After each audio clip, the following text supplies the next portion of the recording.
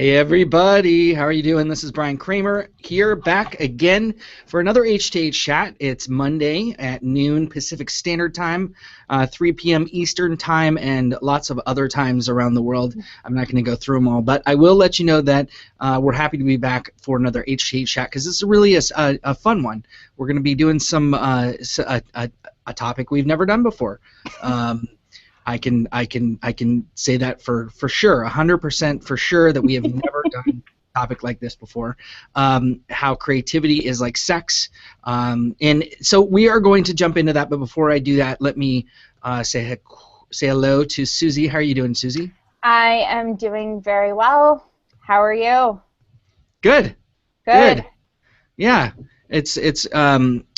and are you still having a heat wave in New York, or has it finally gotten back to regular New York weather that it should be? We're still about 10 degrees warmer than it should be, but it's not like it was a few weeks ago when it was like 40 degrees and I wanted to die. 40 degrees higher than it was supposed to be and I wanted to die. Oh, okay. Yeah, no, 40 degrees. It's like 40 degrees here. But yeah, I'm waiting for snow.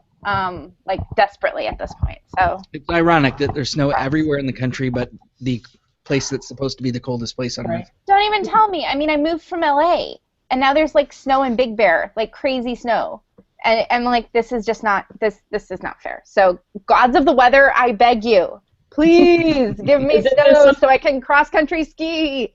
Something wrong with the fact that we have the same weather that you do in New York? I know! My parents in Southern California at some point, like over Christmas, it was colder there than it was here. I mean, it's just like, oh my God. Anyway, yeah. So now's the time to come visit, guys, if you want to have like around the same weather and don't feel like cold.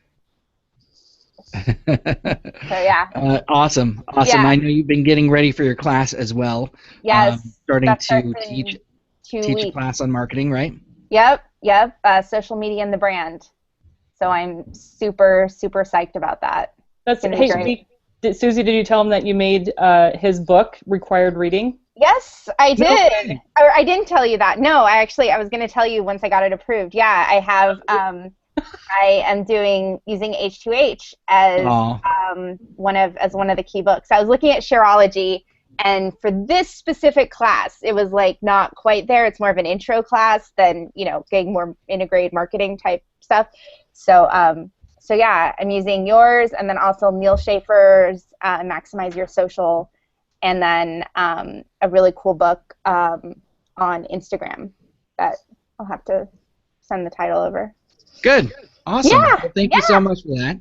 Totally. I appreciate it. And speaking of books, we are talking about another book that is going to be coming out this year, 21 Reasons Why Creativity is Like Sex, and that book is being written by our very own Courtney Smith Kramer. Ironic, yes, that her last name is the same as mine. It's just not ironic. It's legal. And so let me give you a quick intro. Here, Courtney is the co-founder of PureMatter and executive creative director at PureMatter. And her upcoming book, like I said before, The 21 Reasons Why Creativity is Like Sex, is going to be coming out later this year. So quick intro just so you understand a little bit about the book. Creativity is valued like a magical gift or talent that either you have or you don't. But Courtney says, she argues that everyone is creative in their own way. This book, in a very cheeky, obviously, but fun and professional way, explores the 21 reasons, which I might argue there's 22. Maybe we'll build a 22nd here just on this chat. Just kidding. Yeah. Why creativity is like sex, and why, if you're human... Oh, I wasn't ready for that. I'll hit it in a second. If you're human, you have something interesting and special to offer people, in the same kind. Each reason... each reason of the 21 headlines a chapter that is full of personal anecdotes, insights from notable creative professionals, fun and cool examples, and wisdom that is meant to inspire, but could also just leave you saying, that's what she said. So without a further ado, I am ready say hello, Courtney. How are you doing? It's been a while since I've seen you. Thank you. I get my human applause. I said it again. Well, thank you for having me. By the way, this is my very first ever Google Hangout, so you have proverbially popped my Google Hangout cherry. Oh my goodness. So thank you for that. There it is. There it is. First of many. And second of all, I'm wondering if we should come up with our own sound for all of the That's What She Says that are going to happen in this chat. No, not a good one. Yeah. So, Courtney, let's dive right in. Okay. Everyone out there, this is that time for the next little while where we're going to hope that you come up with some, and I don't think you should have a problem here, coming up with some questions for Courtney. So for the next little bit, please use the hashtag on Twitter, H2HChat, because Suzie is going to be taking your questions while I'm asking her questions for the first part. She'll be turning those questions back in and asking them of Courtney. So you can participate by asking some questions, so please do. All right, Court, so let me ask you just kind of a fundamental question on what you think about creativity in general. What makes somebody creative? A human body. Everyone is creative, period. If you have a brain and a beating heart, you are creative. I think that a lot of people confuse artistry with creativity, and so therefore think that you have to be a dancer or a painter or a writer in order to be called creative, but that's simply not the case at all. Creativity is simply positive problem solving, so if you can tap into your passion point, what is your truth, what is the thing that just gets you so excited, and then be able to exercise your own unique point of view and way of solving any challenge that's around that particular passion. That's a manifestation of creativity right there. Love it. Sorry to let me ask you if it's possible to take your glasses off, because your monitor is actually we're seeing more of your monitor than we are your eyes. It's really reflective. How's that? You just want me to take my glasses off because you don't like it when I wear these. This time, not so much. Now I can't read my notes, but okay, I'll wing it. That's all right. You can put them on here and there as you need them. But hold on. Okay. So, walk me through what you think it takes. A person in accounting, or a person in engineering, or a person in math might argue that they're in the other side of the brain, in the other side of the hemisphere. Agree or disagree? No, I disagree. Well, first of all, your career doesn't define your thinking, and the things that make you really excited and passionate in your life. So someone who's an accountant could be, I don't know, figurine collector. That's a terrible example, but or they could be a woodworker, or a biker. So there's a lot of things that probably surround their life that have nothing to do with their profession of choice, that they can do some serious, creative thinking around. So let's talk about that. What do you think is the steps when you're in your least creative zone? If you're, this happens all the time to me, where I'm just like, I cannot think of a word for that, or I can't think of a way to say that. I mean, Suzie and I all the time, we're like, oh my God, how are we going to say that about an H2H chat? Or, how are we going to position this? Or what is the title of this going to be? And we just hit a wall and don't know what to do. So what are the steps to, or what's a thing that we could do to get more creative around things, so that we open up and allow our inner creativity to come out and actually come up with the right headline, or a little bit, being a little bit more creative anyway?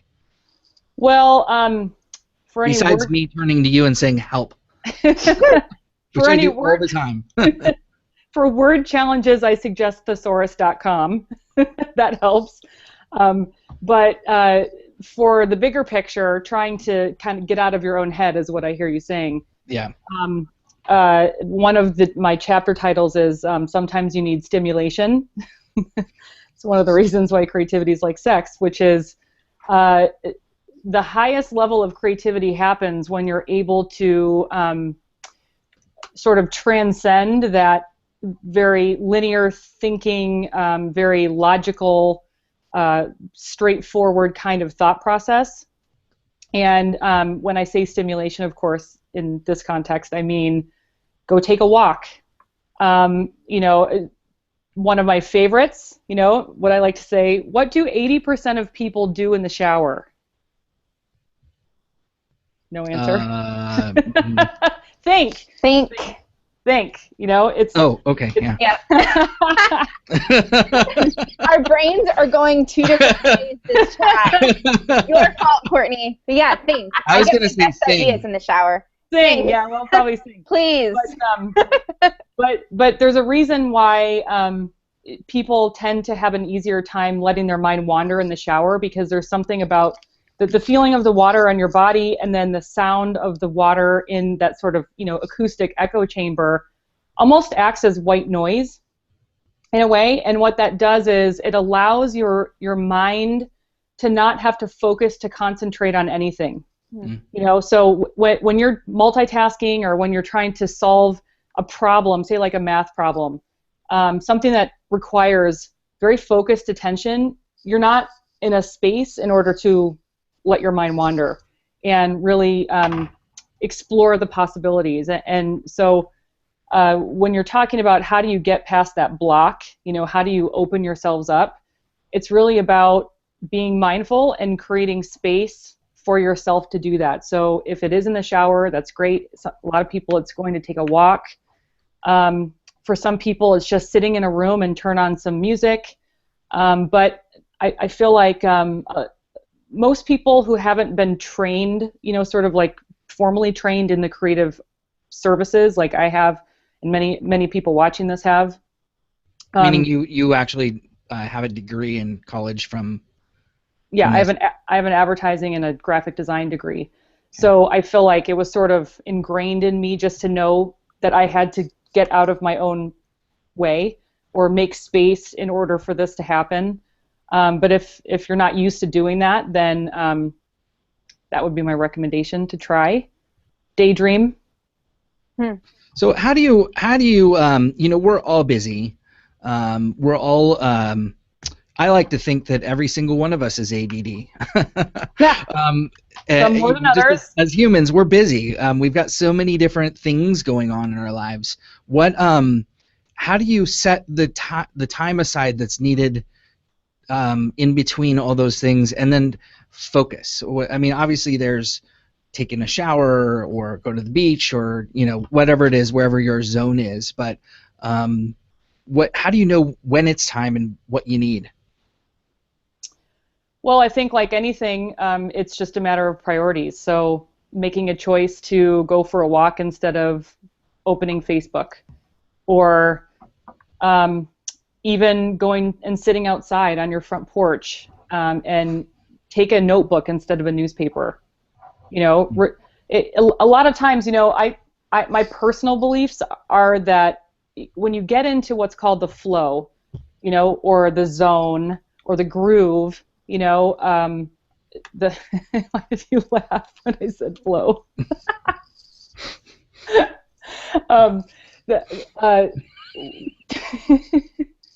Stop. The term flow actually was coined by this Hungarian psychologist named Mihaly. Can't pronounce his last name. It's too many consonants in a row. But he was able to actually identify all the steps that it requires to get into the flow, and what that is you know, when you're able to get into that transcendental place where ideas kind of come in, and I believe this is why every human can do this, is when you get to that place, I always describe it as like when my eyes roll back in my head, and then did I say human? You did say human. When I get to that place where my eyes roll back into my head, and it's like things are flowing through me, and I feel like I'm more of a vessel, and I'm not creating this stuff myself. It's simply being, I don't want to say channeled, but I guess channeled in a way through me. I believe that that's where the best stuff comes, because everybody has this, sort of place that surrounds them and people all around them shouting, these great ideas, but many people just don't take the time to hear them, so that's my own personal belief. And let me ask you a quick question about social media, because I know that I have a lot of, obviously, insights into things and ways that you believe. So in social media in general, or even in content, or how things, and in looking at how things have changed over the last 5 or 10 years, there's so much noise, there's so much content, and we're all trying to find something that that stands out, that kind of that thing that we can glom onto. In our brains, I believe that we sometimes opt in, whether we do it on paper, when we actually submit our email address, we actually opt in our brain because we think, wow, that's cute, that's funny, that's smart. And sometimes we opt out because it doesn't jive with what we are. So how do you view content and social and all of this stuff, all of this noise, in standing out, creatively speaking, or even just in general? Well, that actually speaks to another one of my chapters, which is called Love In, Love Out. And what that means to me is, the laws of the universe apply, even in social media and content development, which means the amount of love and energy and thought and effort, planning, strategy, everything that you put into a piece of content is going to be felt back in equal amounts on the other side. So I feel like the reason why there's so much crap out there is that people they're too busy, they phone it in, they're just creating something to create something, and it doesn't surprise me that people are just passing over it, because there's no energetic reciprocity, if you will, out there. And what you're talking about, I hear, is creating what that hook is, and then making sure that the hook makes sense, and then relating that back to your audience and what do they care about. And then really, another one of my chapters is called TITS, which is an acronym which stands for Think It Through Seriously. Don't ever forget that. Tits up, people. But it's, you need to have that strategy and the plan, and really playing it out, or at least understanding what your end goal is, so you can reverse engineer whatever that experience is, and making sure that it's going to be relevant and thought through, so that on the other side, people are going to be able to fill that back. So what do you think is missing? What do you think most people, what's one thing that that you see over and over again when you walk in, whether it's into a brainstorming meeting or a client meeting or a situation, and you're thinking, how can we make this more creative? How do we get people to just start thinking more creatively than where we're at now? Because most meetings, I don't know about you, but you walk in and it's agenda driven, and it's pretty linear. Well, I think it's going beyond the first ideas. Oftentimes what happens is, when you get a bunch of people in a room, and at least how we brainstorm in our company is, we open it up to everyone, we have them come in, We are prepared enough to outline whatever the challenge is and who the audience is and all the research that we have around it. And then we open it up to free brainstorming. So stickies all over the table and Sharpies, and helping people just sort of, that's helping them get into the flow when they're starting to free their mind of thought and linear thought and just rapid fire writing down concepts or ideas or words or whatever comes to their mind. And then we take all those stickies and we put them up on the wall in the conference room, and then we group them according to theme, if you will. And so once those are grouped into themes, I think most people would be satisfied enough to stop there and say, okay, we got it, let's just present these themes. Well, what oftentimes happens there is you haven't gone far enough in that ideation process. You need to be able to look at those groupings of themes, which are most likely going to be just the quick, obvious ones, and then they need to be regrouped in a different way. It's almost like you need to, take, well, how I see it in my mind anyway, it's like a 3D experience, and you need to shift it and turn it around so that you can look at the other plane and what are the similarities or the patterns between these themes that it takes just a little bit more thought to create. Because what happens is, the synapses in your brain, there are sort of hardwired connection points, and just as humans, we are as humans, those connections are sort of hardwired as something that, as a matter of process, what we keep going back to. But what happens is when you start looking at things in a slightly different way, it actually causes the synapses to shift and create new connections in your brain. And that sort of wakes you up in a way and makes you really start critically thinking about new possibilities. And that's the positive problem solving that I talk about, and what creativity is changing the way that you look, as one of the chapters is, turn yourself upside down. Look at things in a new way, because that's where you're going to get to the really, really good ideas that are going to be well thought through, that people are going to pay attention to. What are some of the ways that, as you look at all of the, there's a lot of different ideas, and there's a lot of ways that you can approach a company in their marketing or in their product development or so on and so forth. What happens when you don't want to stomp out people's ideas? You want to create a place where everyone's idea counts, everyone's idea matters, right? But at the same time, and I can say this about myself, not every idea is great. Confirmed. I'm going to do this to me.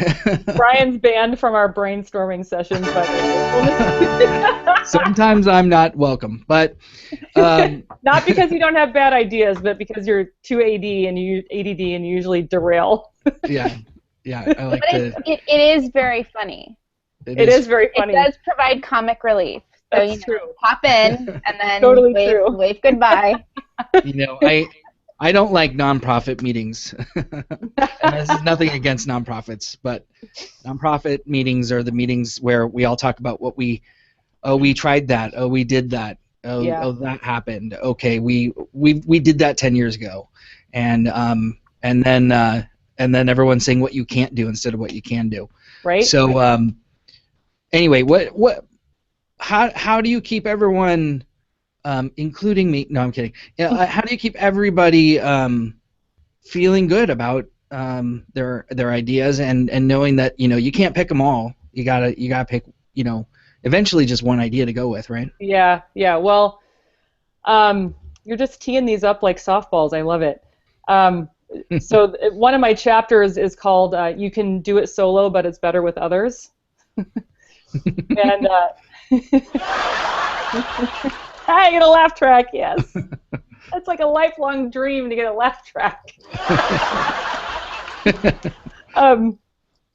So what that means is, you know, what are the benefits or the downsides to working alone versus collaborating with other people? Yeah. And you know, there's research out there that says, you know, in large groups, especially in a workplace environment, it can be really intimidating to get into a brainstorm session, especially if there's a hierarchy in the room, or if there is one person that's particularly more vocal than someone else.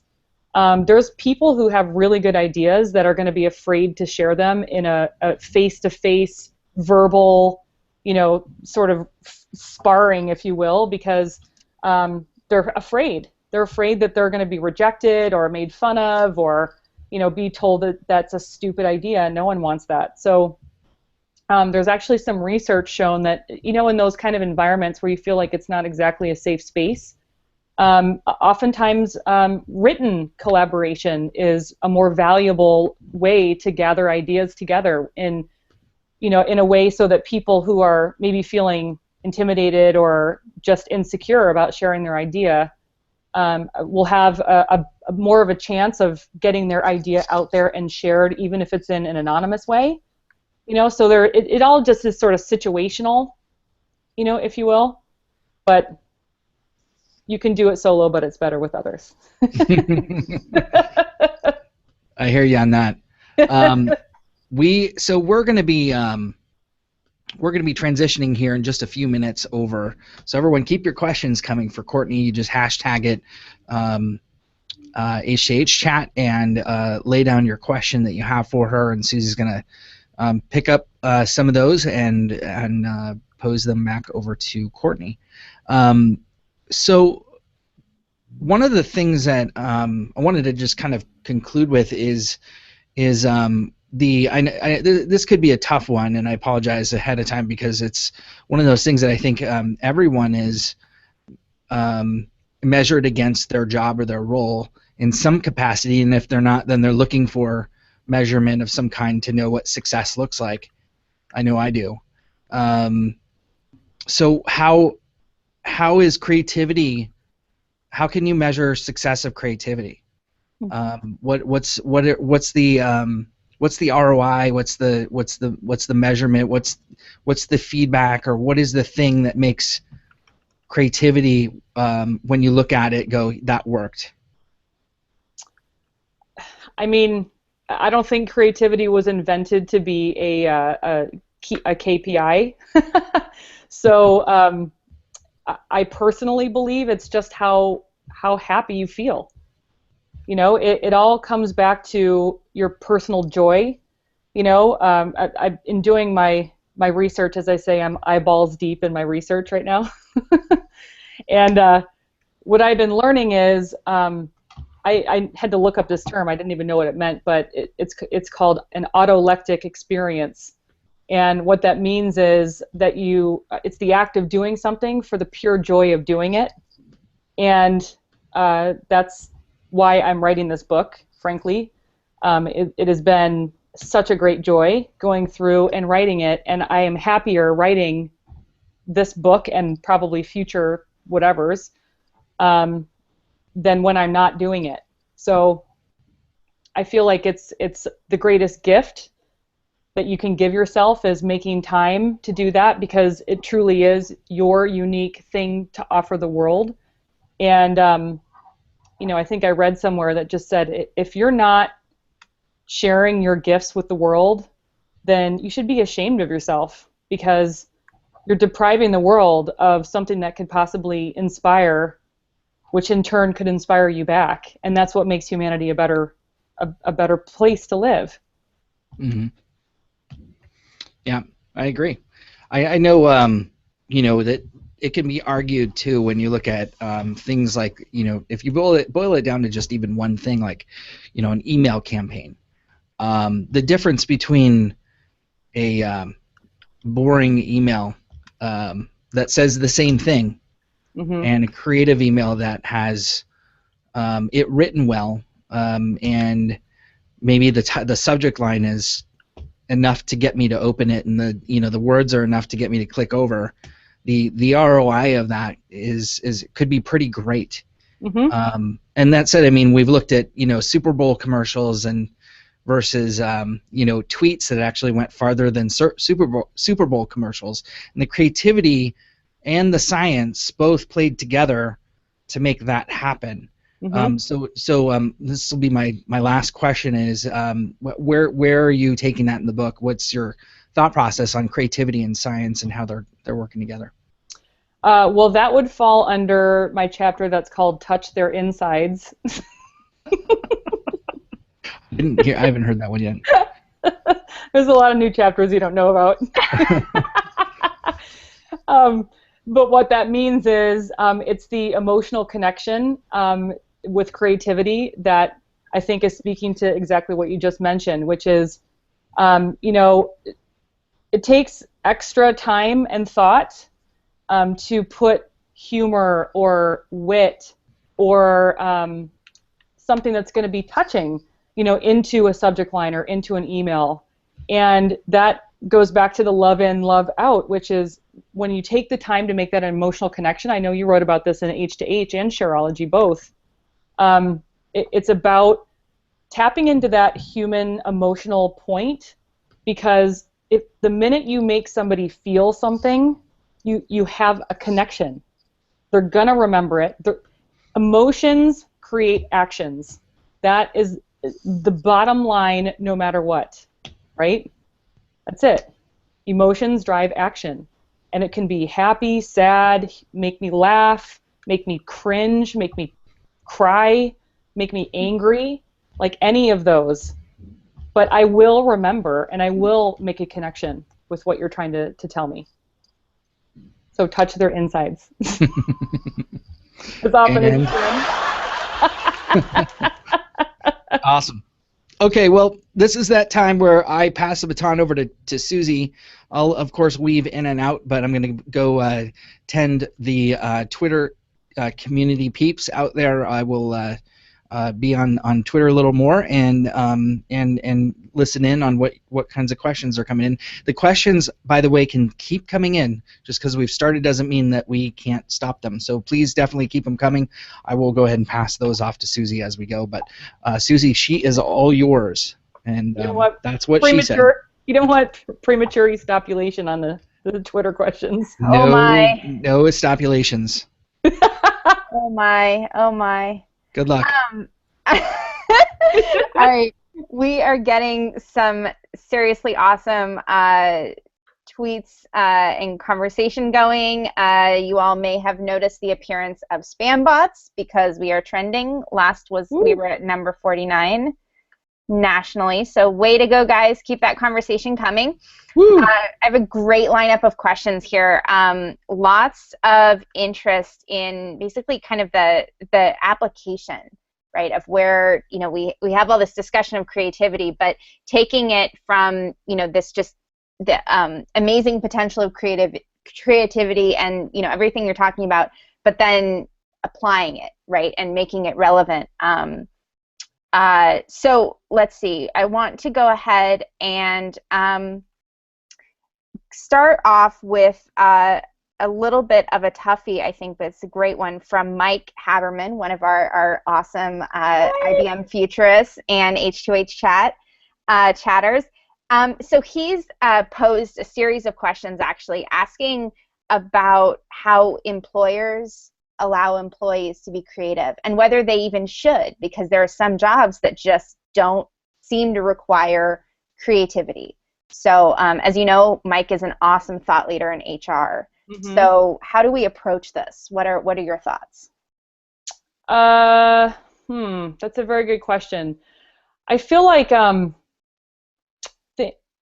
things are moving so fast today, and I'm not sure that we are allowing people enough time at the beginning of a challenge or a project or whatever to really critically think about it, and maybe even, you know, in terms of what Mike is doing, I think the collaboration and whatever the tools are that enable this shared collaboration together to really play out options of ideas as opposed to just taking that first idea of executing it. I think you know, the more safe spaces we can create for people and allow them to share their many ideas, you can never predict or foresee where these points of connection are going to arrive. And there's amazing ideas that are sort of floating out there in the ether that just, there's like one half of an idea over here and there's one half of an idea over here, and if they're not given the safe space to connect, then they're just going to continue floating away. So in terms of what Mike is asking, that's what I would do, is allow more time up front, more planning and more strategy time, as opposed to just rushing it through to the execution stage. You know, we see that a lot, even in our campaign planning. You know, what we see a lot, sometimes our clients can't understand why we want to spend more time up front doing research and critically thinking about what are those points of connection between how the employees are thinking, how is their audience thinking, how is the industry thinking, and where are those points of overlap existing, so that we know that we're on the right track and saying something that is going to resonate with every audience. If we're not allowed to do that upfront strategy, then we could just be throwing mud at the wall and we don't know what we're doing is working at all. So that's what I would recommend, is just more upfront collaboration time. So it sounds like too, it sounds like you're also, since you're talking about everyone being creative, so not just the studio, right? Not just the creative director. So are you also talking about, in some ways, a way that management needs to kind of think in terms of creating space for everyone to brainstorm and enter into that? Absolutely. Because you never know where a great idea is going to come from. And unfortunately, I think just because of hierarchies, politics, bureaucracy, that's the creativity killer right there. Ego is the creativity killer. You know, they sort of exist. You know, the creativity is sort of your manifestation of self. The ego is on the other side, there to balance it, and they have to work in concert. Each were created for a good reason, but they also can turn on each other and sabotage each other. You know, so anytime the ego takes over, that's when we're talking about jealousy, greed, oppression, you know, criticism in a non-constructive way, you know, where sometimes if people feel threatened, they'll criticize another idea simply to try to tear it down to make themselves feel better. That's all ego. Creativity is the complete opposite of that, which is it's the openness and willingness to share and to give the best of yourself, you know, in a way that is very non-threatening and in cooperation with everybody. So this actually reminds me a bit of Sean Murphy's book, The Optimistic Workplace. We had him on in November. And this is something, it's so interesting. It's kind of like there's, I love hearing this, because in some ways it's, you know, we have him, he's talking about leadership, HR, talking, you know, about that consulting at that level. And then you're talking about really the applications, right? Or the ways in which, you know, this creative thinking and, you know, all of that. And so that's really, I find this really interesting. So I have an interesting question here from Julie, our friend Julie Ziesman. Hi, Julie. Hey, Julie. Thanks. Yeah. So she says, how do you carve out time for creativity when you're locked in tactics and execution? She says, AKA website relaunch hell, which I know she's been dealing with a lot. So how does that work? You know, just like anything else, it's a discipline. You have to prioritize it, and you have to make time for it. Just in the same way that you would for working out, or you know, going to the store, or, you know, whatever. I feel like it has to be fought for oftentimes. Like if we're talking about in the workplace, it's going to need to be fought for. And I totally. We've launched many a website, and hell always goes with it, always. So I totally get where you're coming from, Jules. But I think that it just depends on what you're talking about getting creative with. Is it an ongoing practice of critically thinking about concepts, or is it on a very specific problem that you need to find a solution for? You know, but probably need to get a little bit more information about that, because I think there's slightly different ways that you could address each one. Yeah. Yeah. So what, let's talk for a second. I just want to ask a follow-up on that. So you said, and I loved your quote, that creativity doesn't have an ROI, right? I absolutely love it. But the bottom line, as you know, co-founder of PureMatter, right? Everything eventually you have to demonstrate some sort of ROI. So can you give us some insight into that thinking, and, you know, is there a way to, I know, you know, for PureMatter, right, we want to come into a brainstorm and really focus on the outcome. We don't just want to spend 2 hours going, oh, what about this? What about that? Right? Like, so this obviously there's this is brainstorming. Oh, I love it. Danger, Will Robinson. Yeah, that's what I'm doing during the conference calls. But, you know, I guess maybe how do you create a strategy for creative thinking, or is that applicable? How does that work? Yeah, I think it just comes down to having higher expectations and standards of doing better work.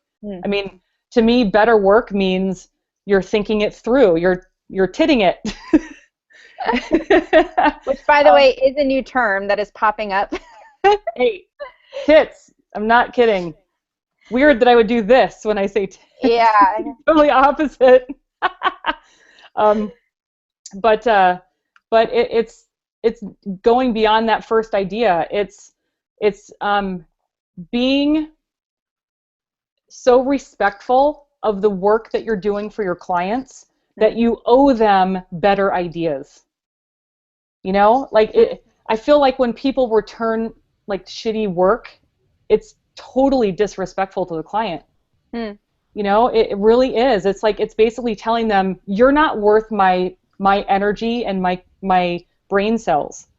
So I'm just going to create this and move on, and then you're just going to be fine. You know, because I truly believe that, and that's the love in, love out, which is a law of the universe. You can't change a law of the universe. It just is what it is.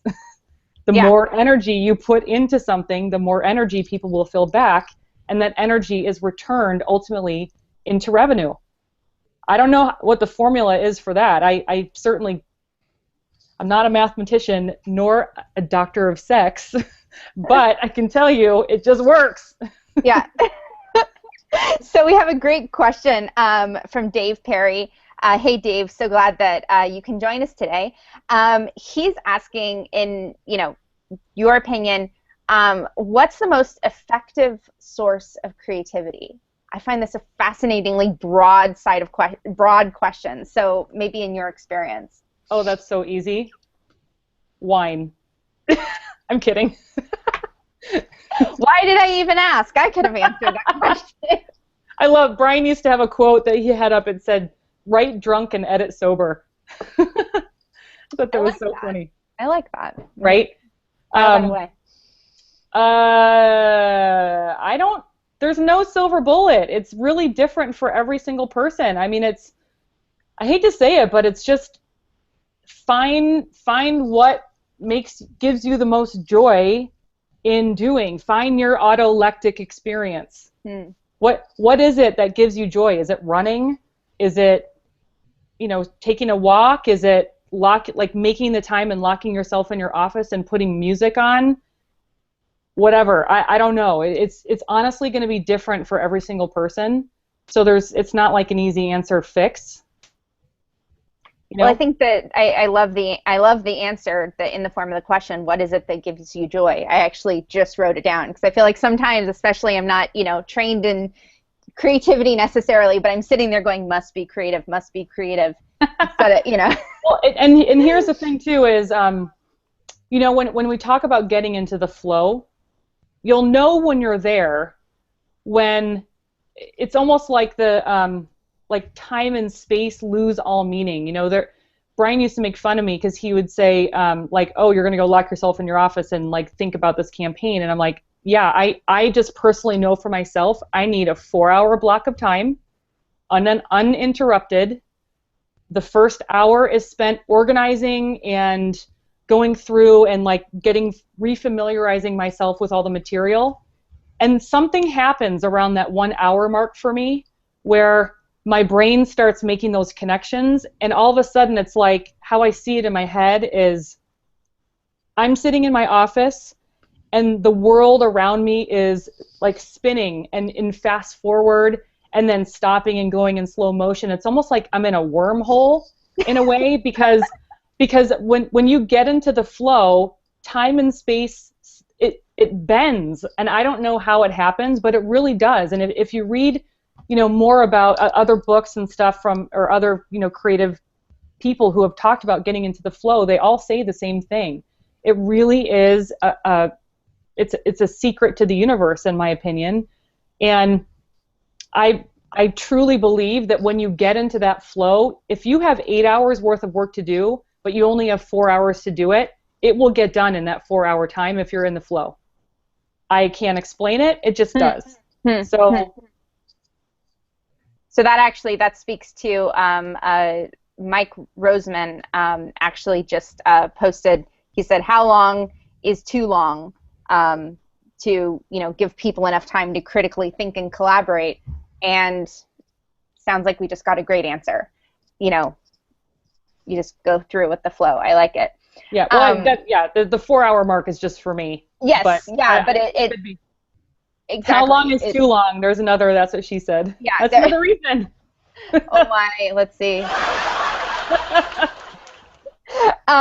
Okay, so I have a great question from our buddies at Pay Compliment. So glad you guys could join us. I love every week they come give us the absolute best questions. Love them. Here's their question. They said, ultimately, after a brainstorming session, someone's idea will prevail. How do you recognize and reward that without creating bias towards similar ideas in the future? Well, I mean, hopefully you guys are solving different challenges. Well, if you're trying to solve the same challenge over and over, I think maybe you better get an agency or something. Clearly the ideas aren't working. But assuming that if you're trying to solve for different things, then one would assume that they would have different creative solutions to help solve them. I mean, in the context of a campaign, there's always going to be multiple factors that are coming in to solving that creative challenge, right? There's going to be audience, budget, the industry research, sentiment of the company, tolerance of creative ideas within a company. I mean, those are just 5 factors, and there's probably, who knows, 50 or 100. And so it's going to be, what is that combination of all of those factors that are going to come together, that are going to sort of outlie the guardrails of the brainstorming? Like here's the environment, and now we need to find a positive way to solve this problem. This challenge. And it was interesting, as I'm doing my research, I started thinking about that the word creativity in and of itself, like the suffix ivity. I was like, what does that mean even? Like, who knows? Because there's only as it turns out, 90 other words in the human language that use ivity as a suffix. The next closest suffix has 225. So the suffix ivity is a special one. And so what I learned as your nativity. Nativity? No, that's a bad idea. Go back to your little box. And that gives you all a little taste of how things go at our house. No, like relativity, productivity, those subjectivity.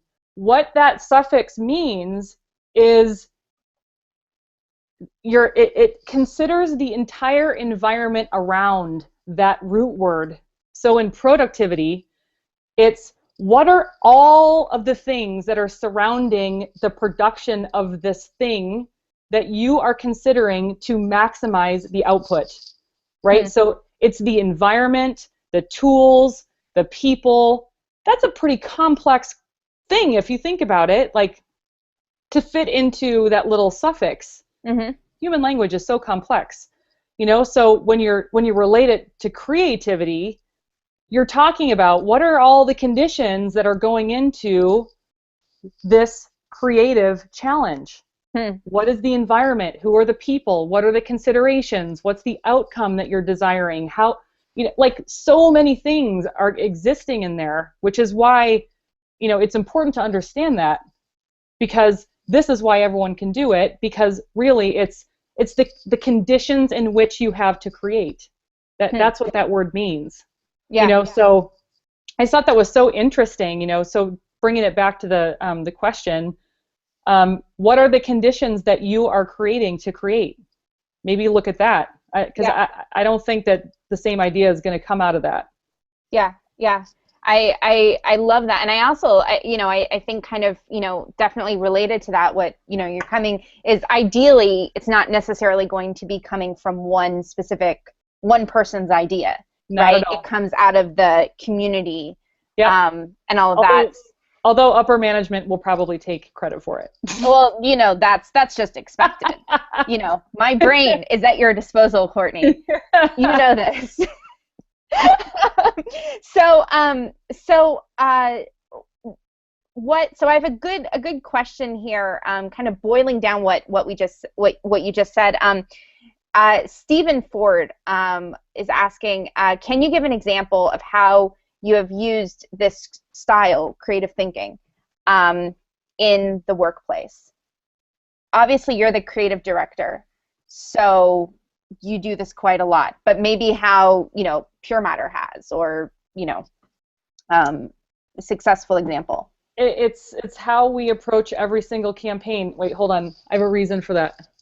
I have to put my glasses back on. Hold on. It's acceptable. We will take that. Let's see. It is... Oh, a quickie is nice, but not every time. Okay, explain the connection to me there. Meaning that you have to have a process that you follow when you're going through the ideation and campaign building process. You know, just to use an example out of the PureMatter world, the free thinking and brainstorming comes in whatever that solution is, but the approach to creative thinking should be a highly processed exercise. Because it can't just be willy-nilly and all over the place, otherwise you'd never get anything done. It needs to be a very documented, repeatable, iterative process in order to get to that place where you can then open it up to that sort of free thinking place where you want to get into the flow. I love that. So we just have a little bit of time left, and I want to get to this great question. Alan Berkson, mutual. Hey, Alan. So glad that we could get him to join today. So he's asking, can you get better at creativity? If so, how? Practical. Yeah, I would say everyone has their own personal best when it comes to creativity, because you're going to be at your best when you're exercising it toward the thing that makes you happy, and what I call your truth, your passion point. For me, it's creativity and writing and making people laugh, and so every time I'm doing a combination of those three things, I feel like I'm at my very best and I become a better person.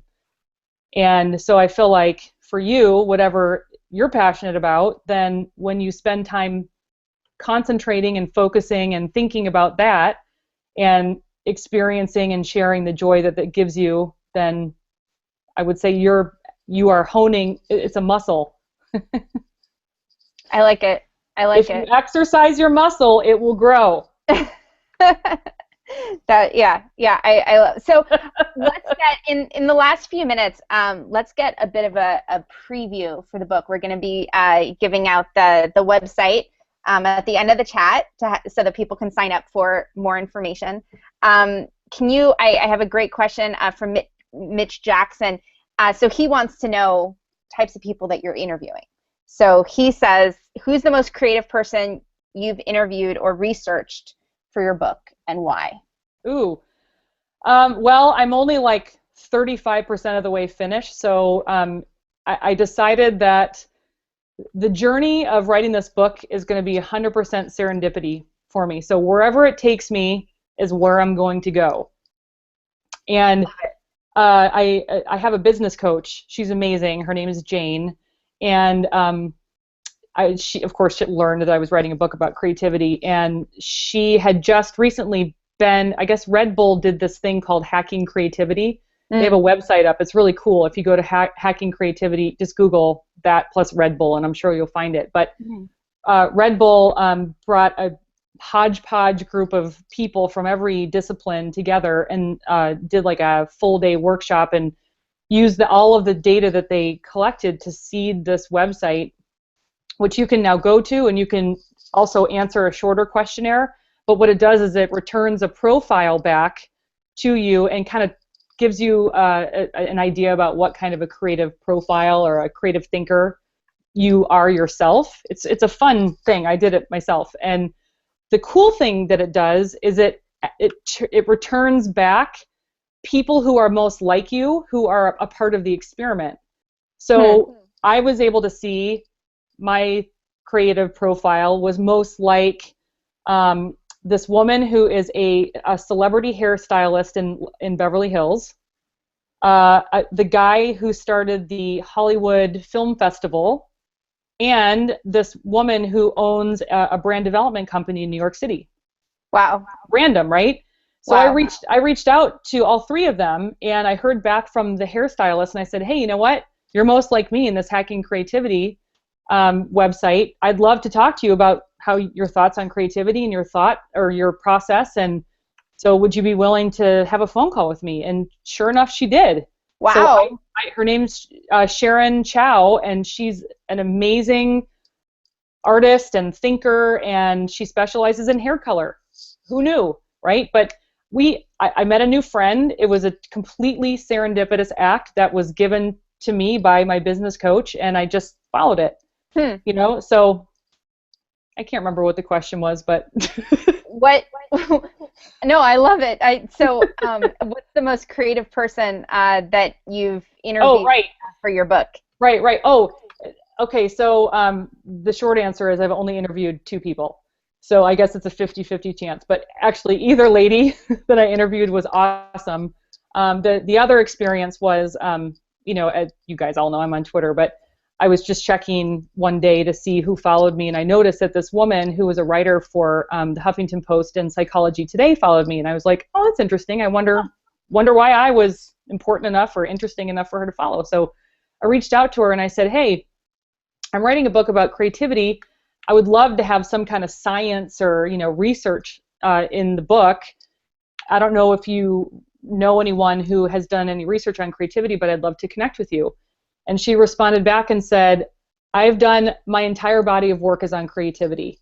Wow. I would be happy to work with you. And I'll be damned, this woman, her name is Caroline Beeden. She's incredible. I sent her all of my reasons, or my chapter headings, and she returned back, like categorically listed under the reasons, links and insights into research that other people had done regarding creativity. Like, who does that? That's amazing. She was amazing, right? So serendipity is a beautiful thing, and I feel like it's present in all of our lives, but we're like all control freaks, and we feel like we need to must do everything by my own plan, you know, in this way. Well, it sounds, yeah, I mean, it's in some ways just the very process that you're describing, I think, is an excellent example of this whole, you know, what am I trying to say? This this entire, you know, concept, your book concept, you know, all of this. So I tweeted out, by the way, the link for your book to get notifications. It's purematter.com/Courtney. Easy to remember. Thank you so much for joining us. I probably just got through like 50% of the questions. Was there any sex questions? You know what? Questions. I don't think so. I think Gabe has a few that he was throwing out there. Apparently, PureMatter is playing a drinking game right now. They're all watching this, and yes! any innuendos. I knew you guys could do it. Take a drink. Go. Yes. So you may have some interesting questions from our team. But check it out. There's some people have some awesome stuff. Thanks, guys, so much. And BK, over to you. Awesome. And Suzie, can you look up real quick? I was trying to find it, and I think if you have a copy of Who's Up next week. Yep. We have a great. I wanted to quickly thank Court for doing this. I know doing these things are always very stressful, especially as you're building the plane as you fly it. You're putting the book together right now, so everyone stay in touch for what's to come, because obviously this is just the beginning. And as Suzie mentioned, the link to this to sign up to get more about the book as she's writing it, and then also when it comes out, is in the Twitter stream. So go ahead and click on that link, sign up, and I'm sure she'll be happy to send those emails to you. And next week we are going to have... We're going to have a very special team from our friends at IBM. They're going to be discussing moments that count when collaboration sparks innovation. We'll have the registration page up soon. This is going to be ahead of their IBM Connect event, and we're super excited that they can join us. Cool. Awesome. Well, good. Everyone, congrats again. We were trending on Twitter chat. On Twitter again, and that's fantastic, and that's much thanks to both our guests and to you all for helping to take part in these every Monday. So really appreciate it. We're gonna have some fun stuff coming up, and we're looking forward to chatting with you soon. Make it a great week. We'll talk to you soon. Cheers. Thank you.